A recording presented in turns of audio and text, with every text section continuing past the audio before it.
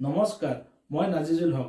মোৰ YouTube channel শিক্ষা সমললৈ আপোনালোক আটাইকে স্বাগতম জনাইছো। আমাৰ দেশৰ ৰাষ্ট্ৰীয় শিক্ষা নীতি 2020ৰ পাঠ্যক্ৰমে প্ৰথম 5 বছৰ অৰ্থাৎ প্ৰাক প্ৰাথমিকৰ 3 বছৰ আৰু প্ৰথম শ্ৰেণী দ্বিতীয় শ্ৰেণীক বুনিয়াদী স্তৰ হিচাপে চিহ্নিত কৰিছে। নতুন শিক্ষা নীতিত এই বুনিয়াদী স্তৰৰ শিশুসকলৰ দৈহিক আৰু বৌদ্ধিক বিকাশৰ ওপৰত অধিক গুৰুত্ব আৰোপ কৰা দেখা গৈছে। এই শিশুসকলৰ মানসিক আৰু বৌদ্ধিক বিকাশৰ উদ্দেশ্যে অসম চৰকাৰে আমাৰ বিদ্যালয়বিলাকত বিভিন্ন ধৰণৰ TLM যোগান ধৰা দেখা গৈছে। আজি মই আপোনালোকৰ বাবে লৈ আহিছো FLN ৰ আন এবিধ TLM ষ্টেকিং কাপ। এবিধ TLM মূলতঃ খেলৰ সামগ্ৰী।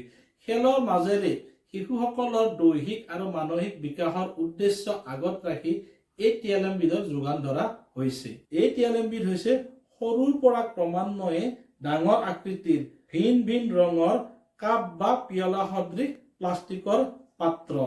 এই কাপবোৰৰ প্ৰতিটোৰ তলফালে ভিন ভিন জীৱ-জন্তু, ফল-মূল, শাক-পাচলি আৰু আন আন আকৃতিৰ ছবি অংকিত কৰা আছে।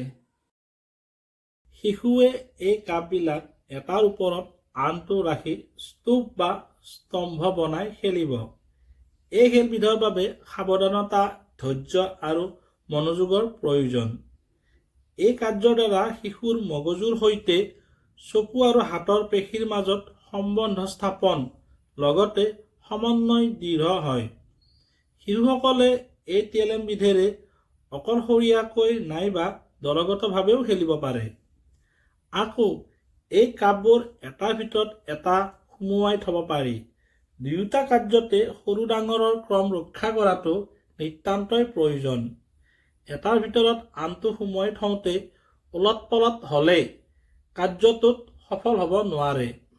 এই TLM বিধে শিশুসকলক নিজৰ সন্মুখত তথা পৰিৱেশত থকা বস্তুসমূহৰ মাজত থকা সম্পৰ্ক চিনাক্ত কৰাৰ লগতে বস্তুৰ ডাঙৰ সৰু চিনাক্তকৰণত পৰিপক্কতা আনে।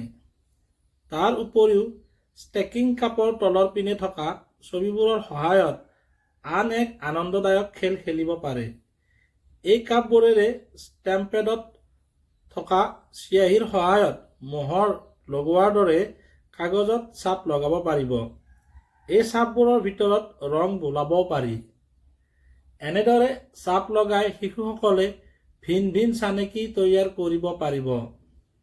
এই কাপবিলাকৰ প্ৰতিটোত ৰং ভিন ভিন, সেয়েহে শিশুসকলক এই TLMৰ সহায়ত ৰঙৰ ধাৰণা সুন্দৰকৈ দিব পৰা যায়। এই ষ্টেকিং কাপৰ যোগেদি শিশুসকলৰ সূক্ষ্ম পেশীৰ সঞ্চালনৰ যোগেদি দৈহিক বিকাশ, ধৈৰ্য আৰু মনোযোগ গুণৰ বিকাশ, বস্তুৰ সৰু ডাঙৰ চিনাক্তকৰণ আৰু ৰং চিনাক্তকৰণত পৰিপক্কতা আহিব।